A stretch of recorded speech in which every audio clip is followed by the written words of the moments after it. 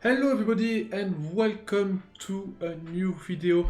I am Saga and I'm pleased to meet you again on Total War Elysium, and today this will be not a deck review like I usually do, but this will be a patch review because we are Tuesday, and as you may know, Tuesday is a day that patch are released. And today we got a minor patch which has buffed and nerfed some cards. Theoretically, I will have streamed my Discord channel, but it seems like Streamlabs OBS doesn't want to record Discord, so we will do it from here with the artwork, etc. So we will start by the nerf, and the first card that has been nerfed is new recruits. New recruits, which was 5 provision and go to now 6 provision. This card was a huge part of the camel combo. Which the supply train and the camel and new recruits. The idea was to put the camel, put the supply train, put the camel, then new recruits to have 1/1 copy in your hand and repeat the combo to have an infinite provision value. So the combo is still working, but it has been delayed from 2 turns now because Camel has been nerfed in the present patch, and now new recruit has been nerfed too, so you will need much more provision to make this combo work, but that's alright because even if the combo is still working, even if the combo is still good, Creative Assembly has announced that the Camel will be reworked at the next major patch, which will be in 2 weeks.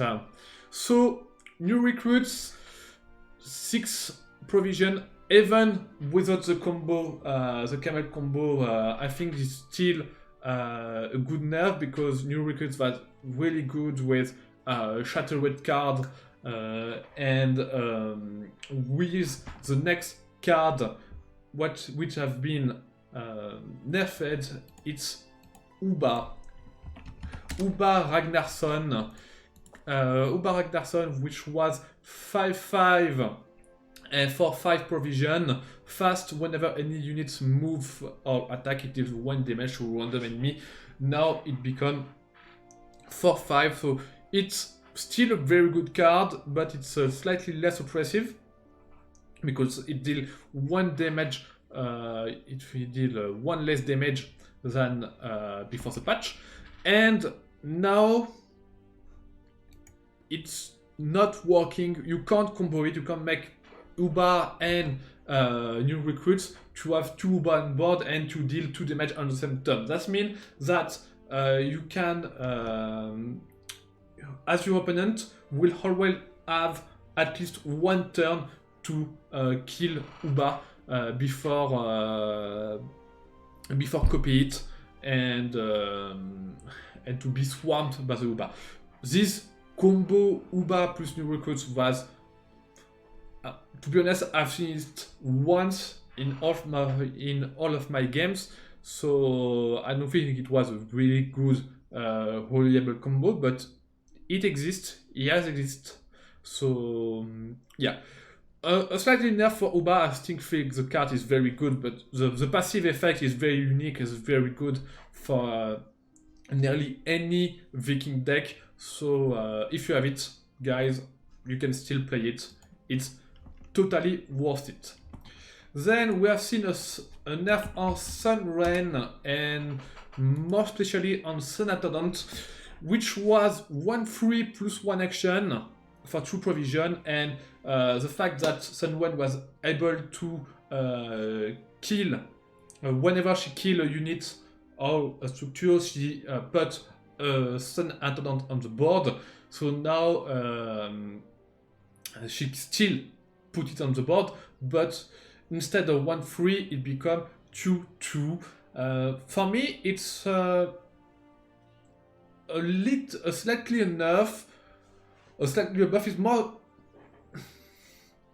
That's depend how you play your Sunrain. If you play more a controlish Sunrain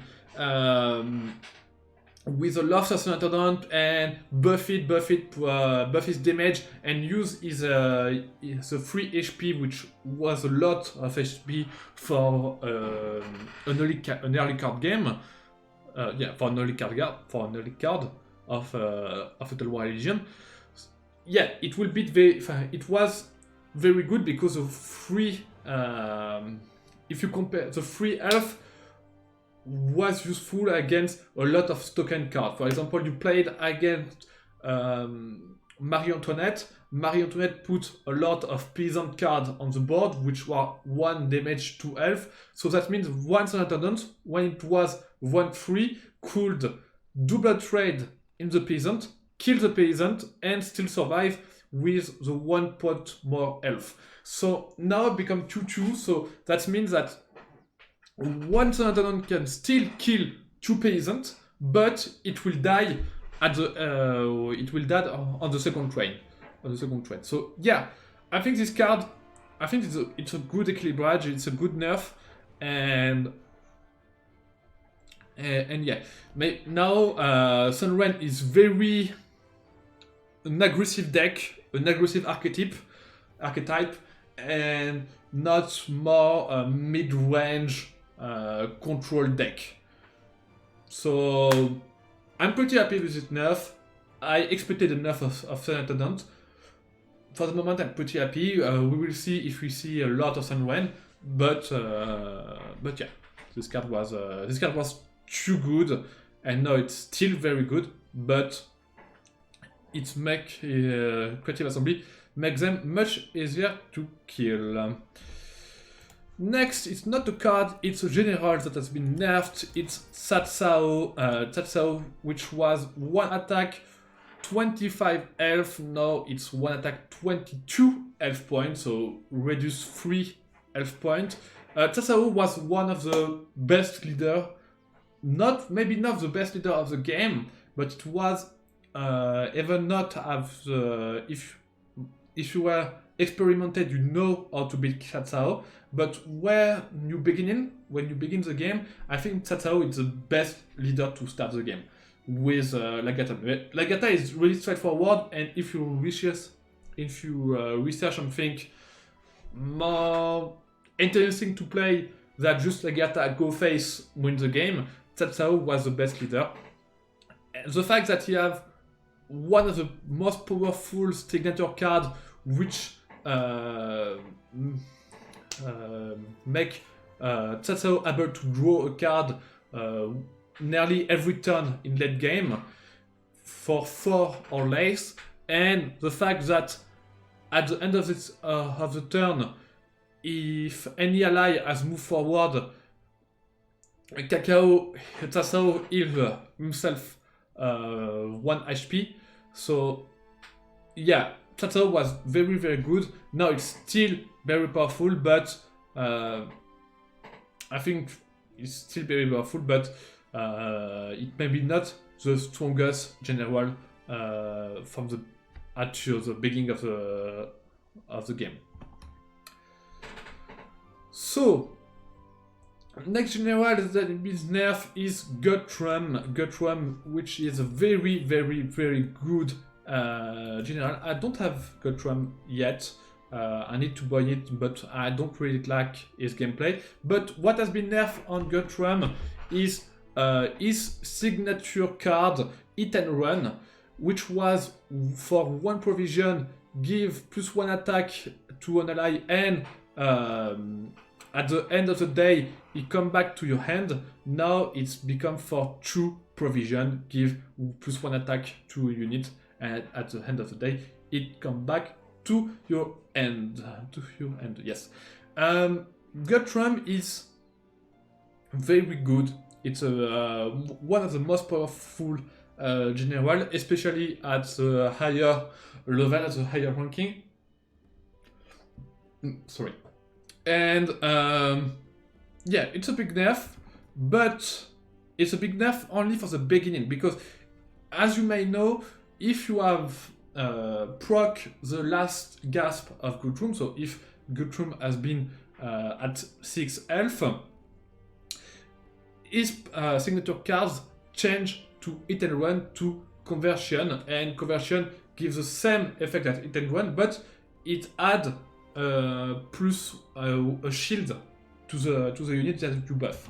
So conversion is still at 1 provision cost. So that means that the nerf really targets the early game of Guthrum and not this late game, because Guthrum was very, very powerful with early card like Scout, like our Scout, which will become on the early game on turn 2. It will become a 2/3 flanking, so that can beat nearly anything. So yeah, there is some card like that. Maybe we have the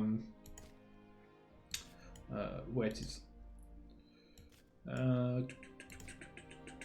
What it was the Viking Scout for 3 become a 2/3 with flanking and splash, so it can nearly kill anything. Anything that you have that you have put on the board. So yeah, the early game of Guthrum was so good, to be honest, and now I think it will be slightly better. It will not as oppressive it was to play against Guthrum in the early game. So now Blood Swan. Let's go to the buff. We have seen the nerf, let's go to the buff, and the first card that has been buffed, it's Blood Swan. Blood Swan, which was a 6 provision card, 8 attack, 4 health. It will become a 9 attack, 4 health. And to be honest, I think it's still a terrible card. I think that we don't want to play this card only because it has 4 health points. And these 4 health points are just so low. We don't need, it's too easy to kill it. It's too easy to counter Blood Swan. And for 6 provision, I just want to make other things. I don't want to play for 6 provision. I prefer to play a Navy Cavalry than where is it? Than a Blood Swan, sorry. Yeah, I still prefer to play a Navy Cavalry because it has 7 health points and flanking. So that means I can attack the back lane, etc. without any restriction. That Blood Swan, just I've played Blood Swan on a full clear board. My opponent put a Peasant 1/2 for 0 provision, and my Blood Swan does nothing. So I would have preferred to have maybe a 7/5 as Blood Swan, just to have 5 health points, because yeah, at the moment this card is just so bad.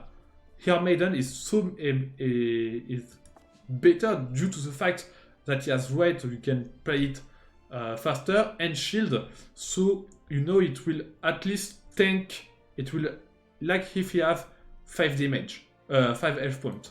So yeah. Yeah, the fact that he has only 4 health points, yeah, huge attack, but only 4 health points, I think the card is really, really bad. Next, Hungarian Nobles.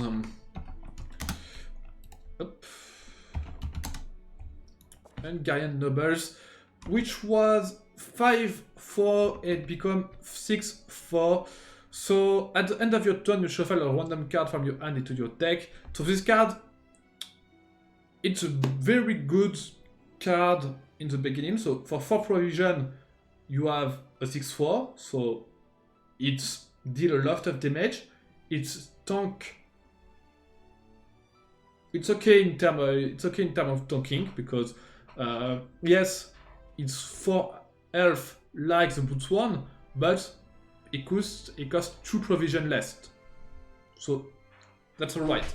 And you have a synergy with Lagertha because you draw back one of your cards into your deck. But I think the drawback is still too much to play Ungaian Nobles beside of Lagertha. I think we can now play it in Lagertha deck because 6-4 is very good, but beside of Lagertha, the drawback, you want to keep your card back. You don't want to have this drawback to reduce the amount of cards, so yeah. It's okay with Lagertha, but that's all. Then we have Swan Companion. Swan Companion, which was 0-4 and become 0-5. Alright, why not? 0-5 for a free provision is very good, especially with the Herald tag, with the Herald capacity that said this gain attack equal to the highest among of your allies. So if you have a unit that have 3 damage, it becomes a 3-5 for free. That's good. That's really good. If you are more than 3, even for 2, a 2-5 for free is very correct. And to be honest, 2-5 for free. Just remember that okay, it's a it costs 5, but we have the Grenadier, which are 2-6 for 5. Okay, it has stun and splash, but for 2 provision less, you are 2-5. I think it's really good. I think it's really good. So yeah, even with 2, if you are highest units have only 2 attack,